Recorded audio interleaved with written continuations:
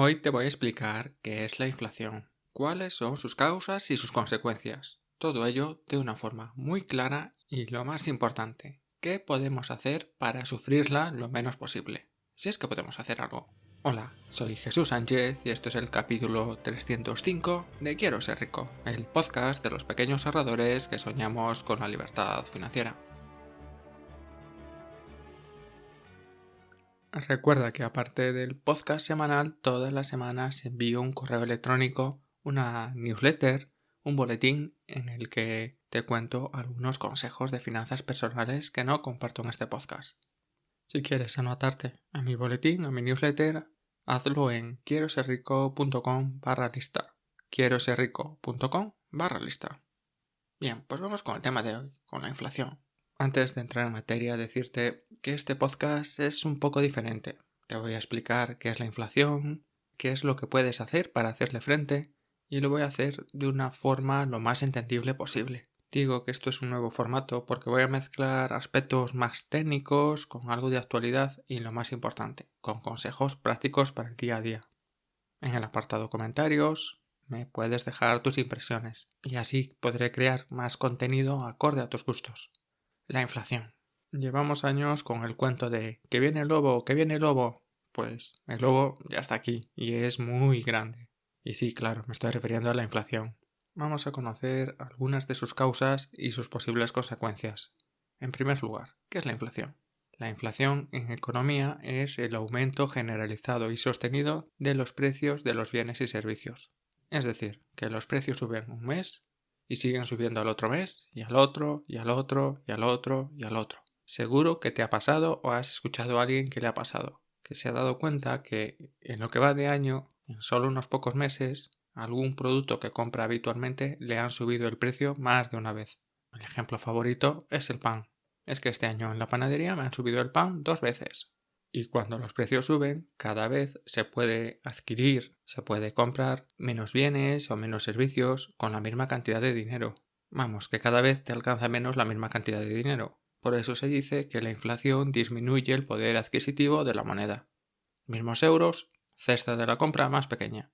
Cesta de la compra de 100 euros hace un año y cesta de la compra de 100 euros a día de hoy, hay una diferencia bastante significativa.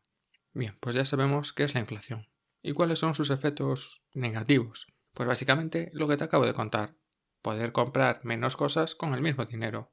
Y por tanto ahorrar es más difícil. Porque vives con el mismo dinero que tenías antes, con los mismos ingresos, pero cada vez vale menos. Lo cual la gente al final prefiere gastar hoy que comprar cosas que sabe que casi seguro con ese dinero dentro de unos meses no le va a llegar para comprar eso que hoy sí puede comprar. Por ejemplo, hoy te quieres comprar un pantalón que vale 50 euros y sabes que dentro de unos meses con esos 50 euros no vas a poder comprar ese pantalón, ni muchísimo menos. Bien, pues esto es el efecto negativo más evidente de la inflación.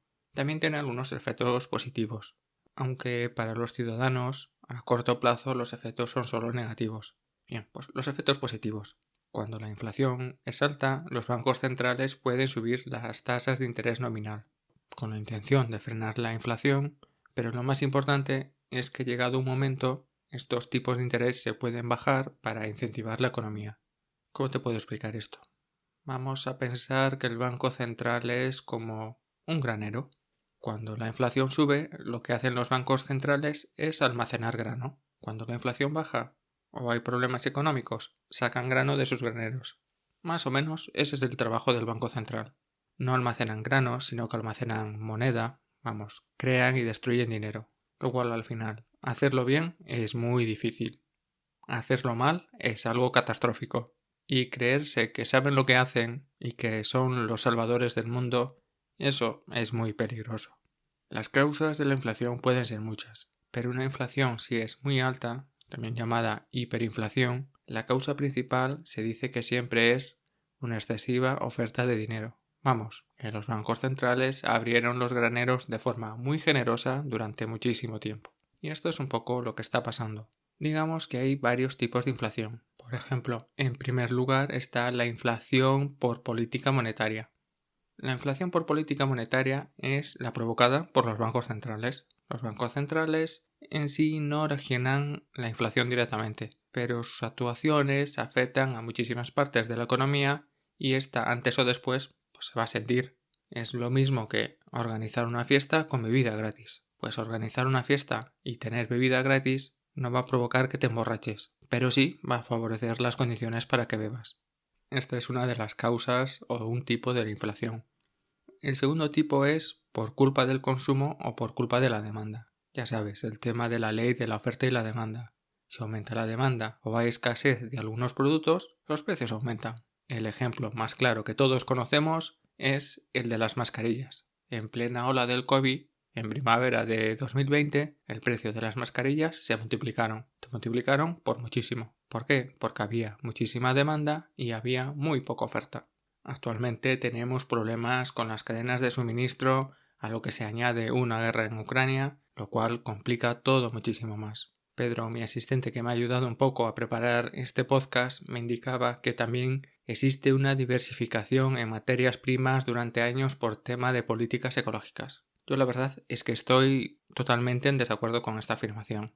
La escucho casi a diario, pero por muchas veces que se repita no va a dejar de ser una mentira. Si no se ha invertido es porque las empresas no han querido o no han visto claro la rentabilidad.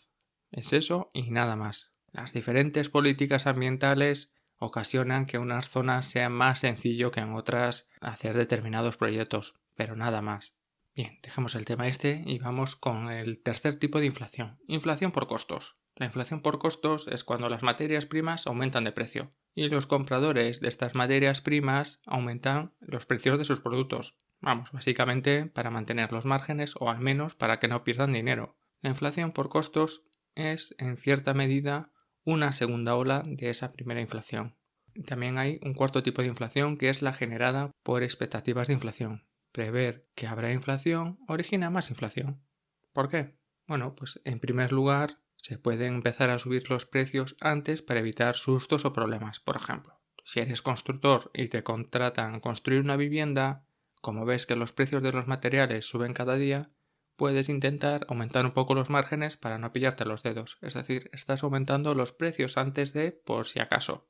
Lo mismo que muchas empresas, muchas industrias y muchas personas aumentan el stock de las cosas que van a utilizar para asegurarse el precio de hoy, para asegurarse que no tienen problemas en el día de mañana. Esta expectativa de una subida de precios ocasiona que la subida de precios sea mayor.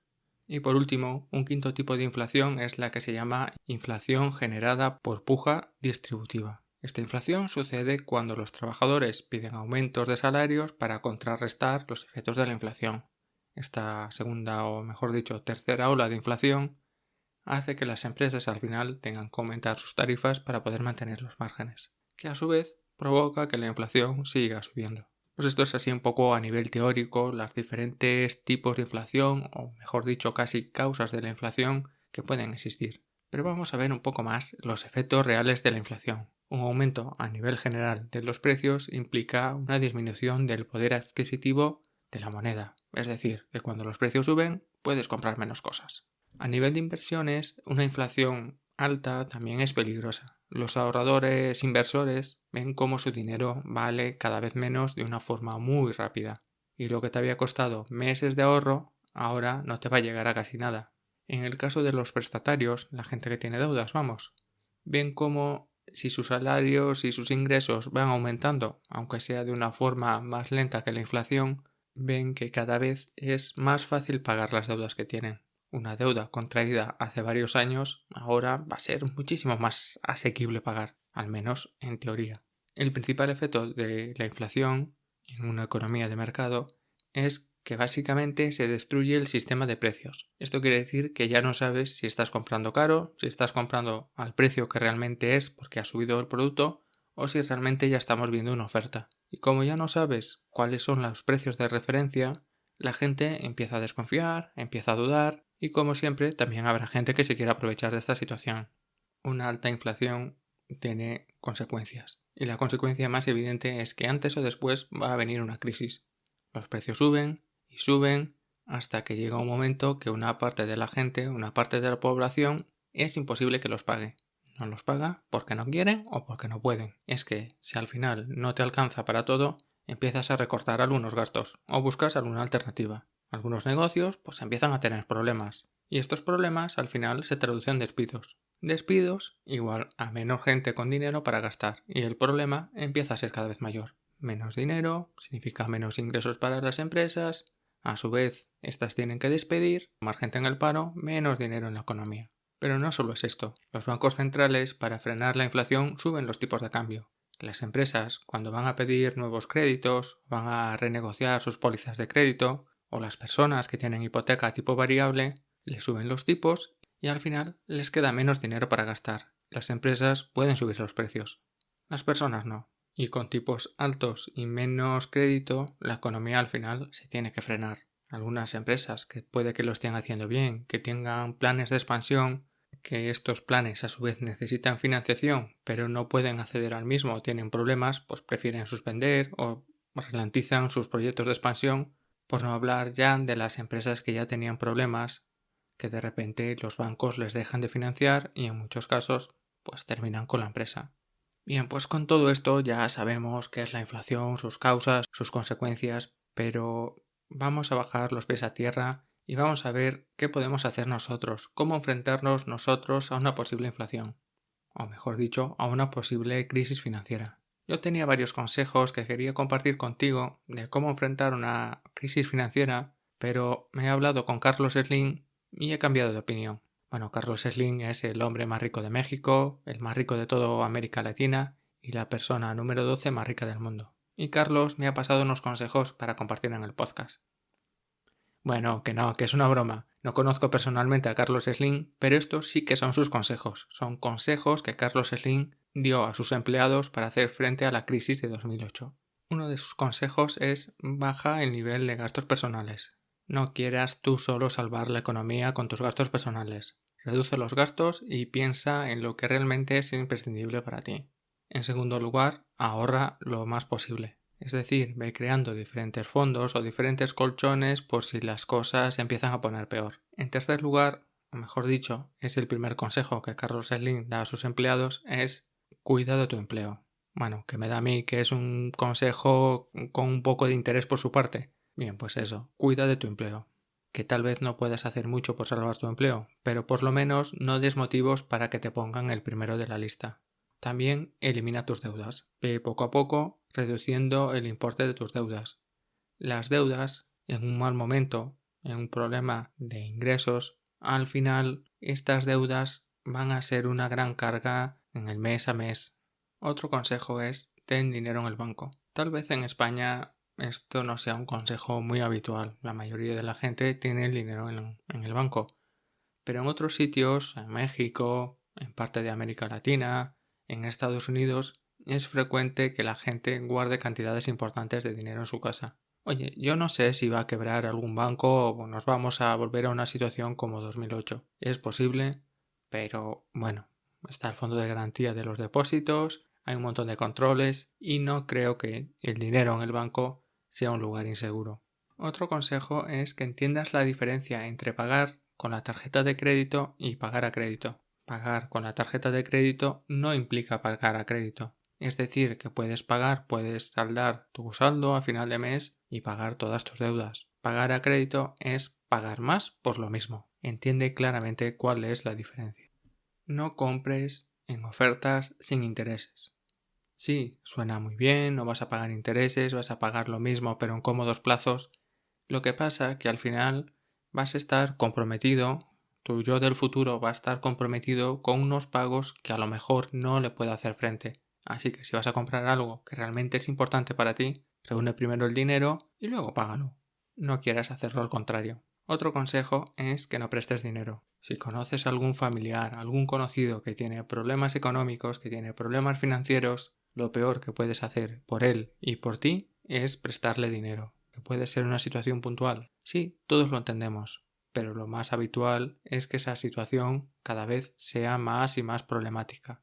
Y la ayuda no va a venir porque le des más dinero primero. Tiene que cambiar sus hábitos, sus costumbres y luego ya podemos ayudarle con dinero. Sé que la situación real es un poco más conflictiva, más problemática que esta simplicidad, pero bueno, tenlo en cuenta, ya sabes a lo que me refiero. Y el último consejo que quiero destacar Hay varios más, pero bueno, este es el último, tampoco me voy a liar muchísimo más con más consejos, es mantente saludable. Cuida de tu salud, porque si vas a estar enfermo, al final vas a ingresar menos, vas a tener más gastos y, por supuesto, ¿quién va a cuidar mejor de tu salud que tú mismo? Aparte, en ciertos países, en ciertos lugares, la salud no es gratuita o el acceso a las medicinas tampoco es gratuito y si puedes evitarte este gasto, mejor que mejor, ¿verdad? Carlos Slim también da una serie de consejos para las empresas. En primer lugar, cuida de tus clientes. Ya sabes, la satisfacción del cliente, la atención, todo lo demás. Y en segundo lugar, Carlos Slim le recomienda a sus directivos, le recomienda a todos los gerentes de empresa que se preocupen por reducir los gastos. Cualquier tipo de gasto, cuida de las instalaciones, cuida de la herramienta, cuida de los materiales, reduce los gastos de luz, de consumibles, de todo lo que sea, intenta reducir los gastos para mantener a flote tu empresa. Visto un poco estos consejos que nos da Carlos Slim, que son bastante sensatos, también te quiero hablar un poco de inversión. Siempre que escuchamos el tema de la inflación, siempre que escucho conversaciones de este estilo, siempre leo opiniones de personas como si fueran unos expertos inversores sobre qué hay que invertir, en dónde hay que invertir, cómo hay que invertir para capear un poco este momento de inflación. Cuáles son estos activos más interesantes en los que invertir para hacer frente a la inflación. Bien, vamos un poco con mi opinión. En primer lugar, si no sabes invertir, si no tienes ni idea de lo que estás haciendo, lo mejor que puedes hacer es tener el dinero en el banco. Repito, si no sabes lo que haces, mejor el dinero en el banco. Olvídate del tema de que la inflación, de la pérdida de poder adquisitivo y de todos esos cuentos. Todo es cierto, sí, todo es cierto. Pero lo más sensato que puedes hacer es tener el dinero en el banco. Aunque pierda el 50% de su valor, aún seguirás teniendo el 50% del dinero. O vamos, del equivalente a lo que podías hacer con él a día de hoy. Aún vas a tener la mitad. Si tienes deudas y tienes un fondo de emergencia, vete a por las deudas. Hagamos las cosas bien y empecemos por los cimientos. Bien, repito, en primer lugar, si no sabes lo que haces, dinero en el banco. En segundo lugar, si eres un inversor un poco más experimentado, una opción es invertir en empresas de calidad, en empresas que llaman anticíclicas. Estas empresas seguramente lo van a hacer bien en la próxima crisis. Incluso hay ciertas empresas que si viene crisis lo van a hacer incluso mejor que lo estaban haciendo hasta ahora. En general, son empresas grandes, son empresas sin deuda, son empresas con una gran imagen de marca, con una gran reputación y están en sectores básicos de la economía. Son empresas de alimentación, empresas de servicios esenciales, de productos de limpieza y cosas similares, cosas de primera necesidad. En tercer lugar están las materias primas. Invertir en materias primas es complicado, muy complicado, aunque lo hagas por medio de un ETF o de un fondo de inversión.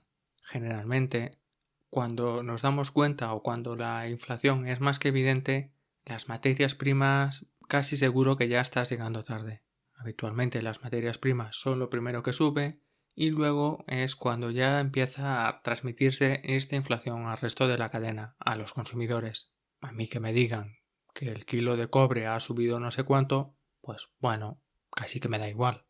Pero si después te dicen que todos los aparatos tecnológicos han subido por culpa del precio del cobre, bueno, pues ahí ya la cosa cambia un poquito.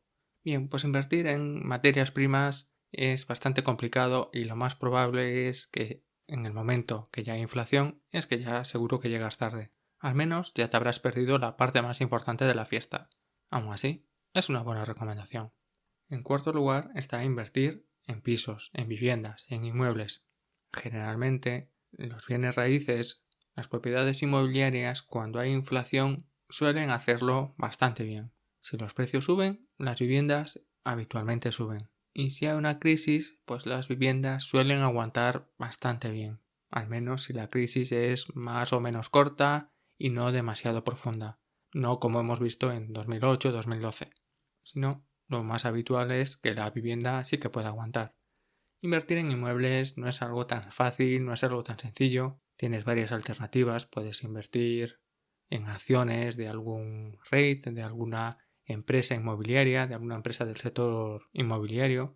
Puedes invertir en algún fondo sectorial, en algún fondo de inversión que invierta en este tipo de empresas. o puedes invertir en tus propias viviendas, en tus propias propiedades. Si lo vas a hacer, solo recuerda una cosa. La inversión que hagas tiene que tener sentido a día de hoy. No dentro de un año, dentro de 2, dentro de 5 porque los precios van a subir. No. El negocio que hagas debe ser negocio hoy. Si suben los precios y dentro de 5 años mejor. Que no, también. Invierte a precios de hoy con las expectativas que tienes hoy. ¿Qué va a pasar en el futuro? Nadie lo sabe. Y en último lugar está invertir en deuda. Hipotecarse, pedir préstamos porque sabemos que en el día de mañana estos préstamos va a ser más fácil pagarlos. Yo no te digo que no sea cierto, pero la verdad es que me parece una estupidez. ¿Te puede salir bien? Sí, por supuesto que te puede salir bien. ¿Te puede salir mal? Sí, es posible que te salga mal, pero si te sale mal, las consecuencias pueden ser muy, muy terribles. Todos lo hemos visto, todos hemos conocido empresas, personas que estaban muy endeudadas en 2006, 2007, 2008 y esta deuda al final no había inflación como la hay a día de hoy, pero al final estas deudas los acabaron arrastrando. Por tanto, invertir con deuda está muy bien, pero cuidado con lo que haces porque esto ya estamos hablando de armas de destrucción masiva. Hace unos meses en el grupo privado de Quiero ser rico en Telegram, pues estuvimos debatiendo ya de todo esto. Cuando te digo de hace meses, pues seguramente hace ya más de un año. Existen formas interesantes para intentar luchar contra la inflación invirtiendo en determinados productos. En general suele ser bastante arriesgado.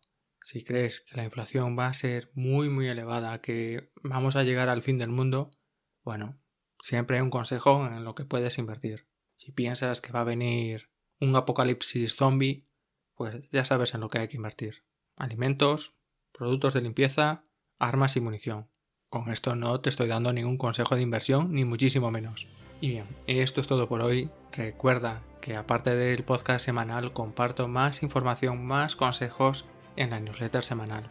Si quieres no perdértelo, recuerda quieroserrico.com/lista.